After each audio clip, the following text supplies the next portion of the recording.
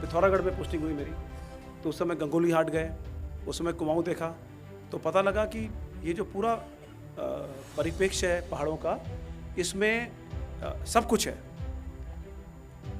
और सबका समावेश, गीत, संगीत, कला, प्रकृति, लोग।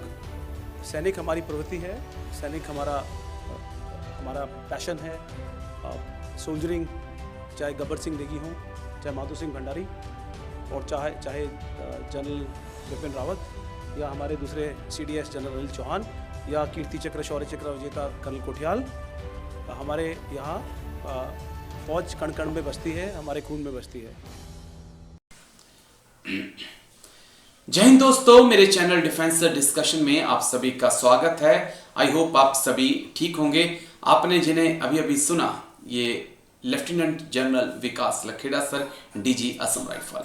लेकिन शाम के 7 बज चुके हैं और डिफेंस से जुड़ी तमाम अहम खबरें लेकर मैं आपके सामने हाजिर हूं। पहली खबर असम राइफल से ही जुड़ी हुई है। असम राइफल के एक और जवान की हार्ट अटैक से मौत हुई है और ये शायद दूसरा या तीसरा मामला है दिसंबर के महीने का, जहां पर हमने अपने एक जवान को हार्ट अटैक मौत की वजह से खोया है।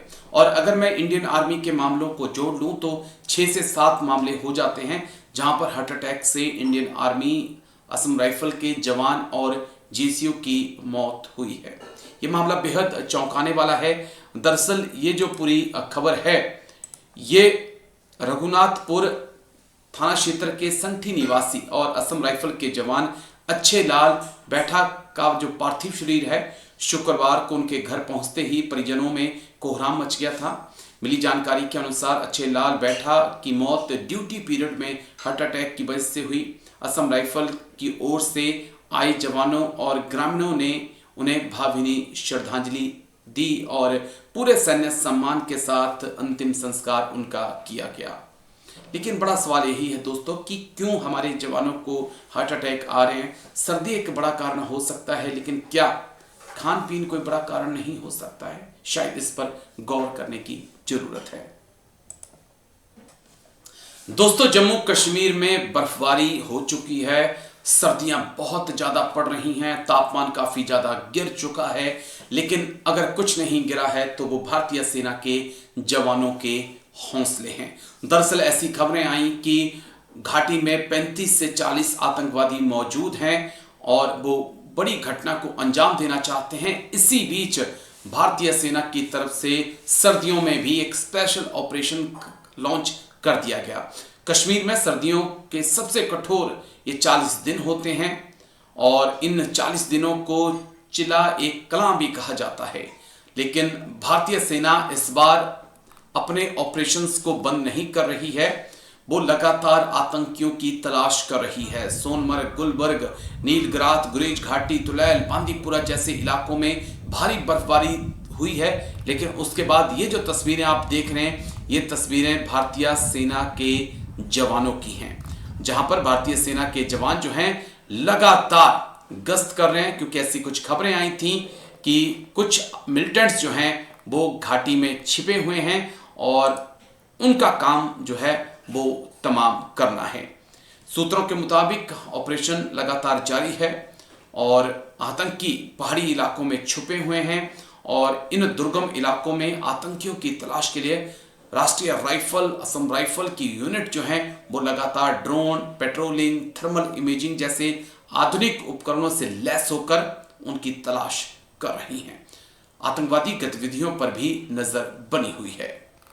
चलिए दोस्तों, आगे बढ़ते हैं। अब खबर हापुड़ से, जहां पर एक भारतीय सेना के जवान के घर को चोरों ने निशाना बनाया।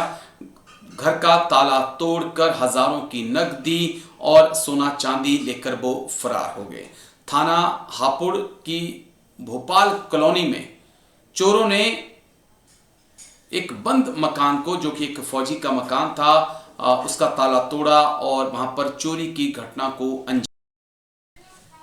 चलिए दोस्तों, आगे बढ़ते हैं। अब खबर हापुड़ से, जहां पर अपराधियों और चोरों के हौसले बहुत ज्यादा बुलंद हो चुके हैं और यूपी में, खासकर हम मेरठ की बात करें, गाजियाबाद की, हापुड़ की, यहां पर भारतीय सेना के एक्स सर्विसमैन, वेटरन्स जो हैं निशाने पर हैं, पिछले 2 दिन के अंदर 2 ऐसी घटनाएं आई हैं जो चिंताजनक हैं, लेकिन अब हापुड़ से जो घटना आई वो भी चौंकाने वाली है। यहाँ पर भारतीय सेना के जवान रोहित जो हैं, उनका परिवार रहता है, वो खुद मेरठ में तैनात हैं और हापुड़ में उनकी पत्नी 2 बच्चों के साथ रहती हैं।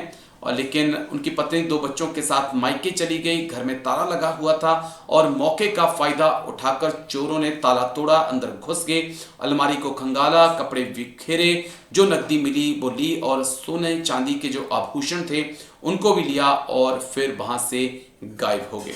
घटना की सूचना मिलते ही पड़ोसियों ने शोर मचाया, चोर मौके से भाग निकले। ये मकान किराए पे लिया गया था और जो फौजी हैं रोहित, वो इस वक्त मेरठ आर्मी कैंप में तैनात हैं। हालांकि पुलिस को सूचना दी गई है और अब पुलिस क्या कार्रवाई करती है ये देखना होगा, लेकिन यूपी की कानून व्यवस्था पर सवाल जरूर उठे हैं। क्या नाम आपका? टीनू रानी। अच्छा, क्या हुआ, घटना हुई थी आपने? घटना जी, रात हम यहाँ थे नहीं, हम यहाँ भोपाल सिंह कॉलोनी में रहते हैं, शामली में। और रात हम गांव चले गए तो सुबह के टाइम यहाँ आके अब 5:30 बजे करीब ताला तोड़ लिया, चोर आ गए, बाहर से तोड़ लिया। ये सब फैला रखे थे, सब समेटे हैं और हमारे पैसे थे वो भी ले गए, 5-6 हजार रुपये रखे थे, 6 हजार रुपये बैग में, उनको भी ले गए। सब बिखेर रखा है, सब फैला दिया।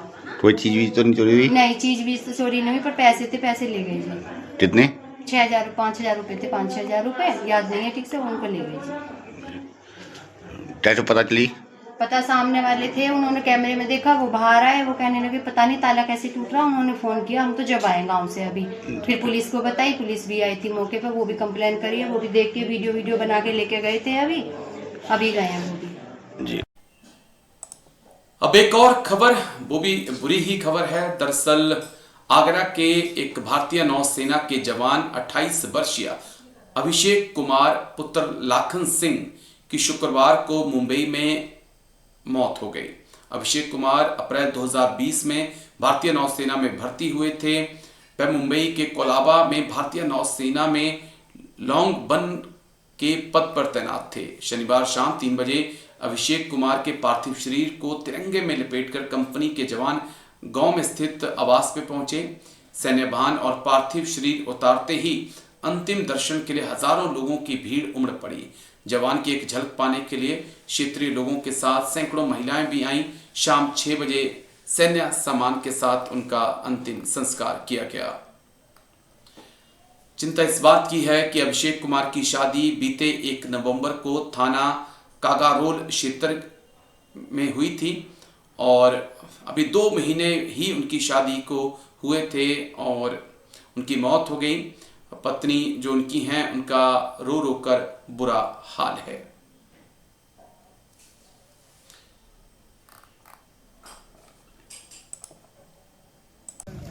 जहाँ शांति स्थल है, यहाँ पर INS टावर यूनिट में एक हमारा साथी बच्चा था जिसका नाम लॉग 1 अभिषेक कुमार था, जिसकी सर्विस टोटल ही 5 साल थी।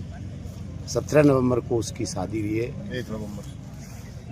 1 नवंबर को शादी हुई थी और 17 नवंबर को यहाँ से छुट्टी काट के गया था और उसका दिल का दौरा पड़ने से मृत्यु हो गई।